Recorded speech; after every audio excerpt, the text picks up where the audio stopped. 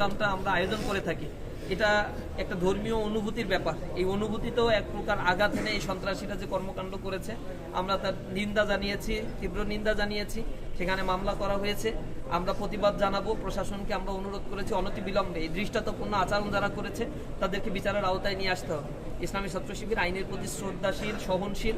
আমরা তাদের যে আক্রমণ করেছে এর পাল্টা কোনো আঘাত আমরা করি নাই। আমরা প্রশাসনের দৃষ্টি আকর্ষণ করেছি, আইনকে আমরা হাতে তুলে নেব না।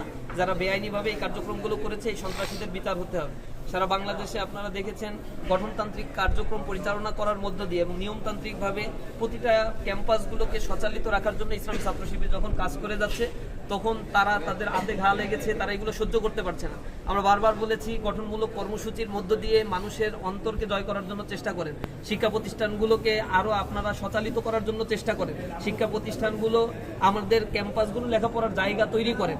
এই জায়গায় তারা সাড়া না দিয়ে তারা দলীয় এজেন্ডা বাস্তবায়ন, মিছিল, মিটিং, নানা ধরনের চাঁদাবাজি, হত্যা, মিথ্যা প্রোপাগান্ডা চালানো এই কার্যক্রম নিয়েই তারা ব্যতিব্যস্ত হয়ে আছে। যার ফলশ্রুতিতে ব্যালটের মাধ্যমে প্রতিটা ছাত্র সংসদে তাদের জবাব কিন্তু ছাত্ররা দিয়েছে। তারা এই বিষয়টিকে স্বাভাবিকভাবে নিতে পারছে না। এ কারণে ইসলামী ছাত্র শিবিরের যেখানেই প্রোগ্রাম হচ্ছে, গঠনমূলক কার্যক্রম হচ্ছে, বিভিন্ন জায়গায় তারা আক্রমণ এবং হামলা করার জন্য চেষ্টা করছে। আমরা আমাদের জনশক্তিকে বলেছি যারা আমাদেরকে আঘাত করুক না কেন আমরা সহনশীলতার পরিচয় দিব। আইন শৃঙ্খলা রক্ষাকারী বাহিনীকে বলেছি আমাদের নীরবতা বা আমাদের সহনশীলতাকে কখনোই আমাদের দুর্বলতা হিসেবে আপনারা নেবেন না। আমরা সহনশীল আচরণ করছি দেশের স্বার্থে, জাতির স্বার্থে।